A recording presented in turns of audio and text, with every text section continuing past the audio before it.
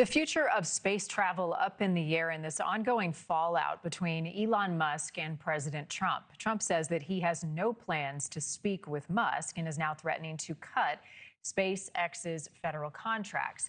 Well, Musk then firing back on social media saying that his company would decommission its Dragon capsule, which would be a major blow to the future of space missions. The spacecraft is currently America's only means of transportation to the space station. Musk later walking back that threat, but tensions remain very high. The billionaire saying instead, quote, "Whatever happens, we have got the spaceships and they do not." NASA and the Defense Department has grown to rely on SpaceX in a number of ways. Former NASA astronaut Colonel Terry Virts is with us this morning to talk more about it. Thank you so much for your time. How reliant has NASA become on Musk and SpaceX, and how vulnerable is that now? Well, they've become completely reliant on SpaceX. They launch crew astronauts and also cargo to the space station and also other space probes and telescopes. So the Falcon 9 has basically become the rocket that the entire, almost the entire world, but certainly the entire U.S. government. It's not only NASA, also the Defense Department and the intelligence community are very dependent on SpaceX. So if somehow this were to dissolve, and that seems like that is an option, what are the alternatives, other contingencies that NASA would have in place? Well, there are several other rockets. Jeff Bezos' company, Blue Origin, has one called New Glenn. There's one called Vulcan. That's a combination of Boeing and Lockheed. A few others, but nothing comes to SpaceX. Basically, for the next few years, the government and especially NASA are completely dependent on SpaceX. And have you been concerned about that? I mean, putting all our eggs in the SpaceX basket, and is that a conversation that's been had among those in the space community?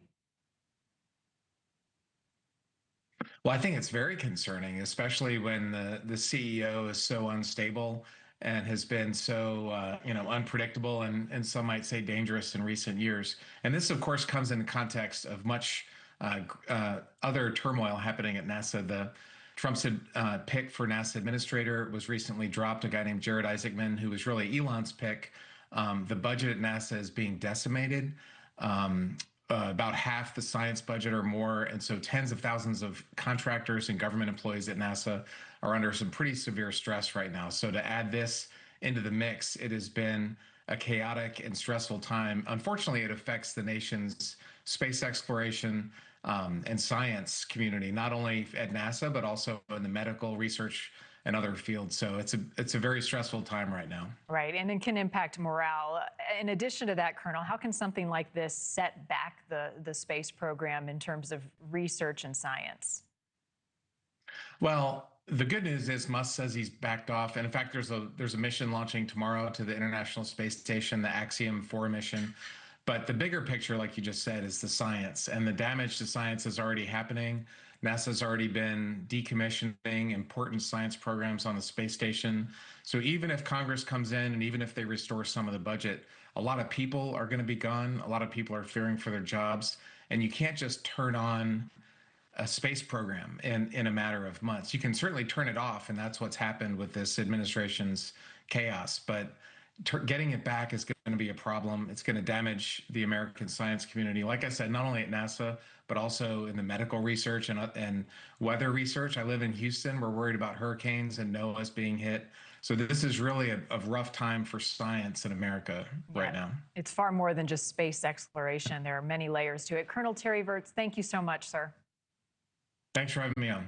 Thank you for watching. Subscribe below and download our NewsNation app right now on your phone, and you will get fact-based, unbiased news for all Americans.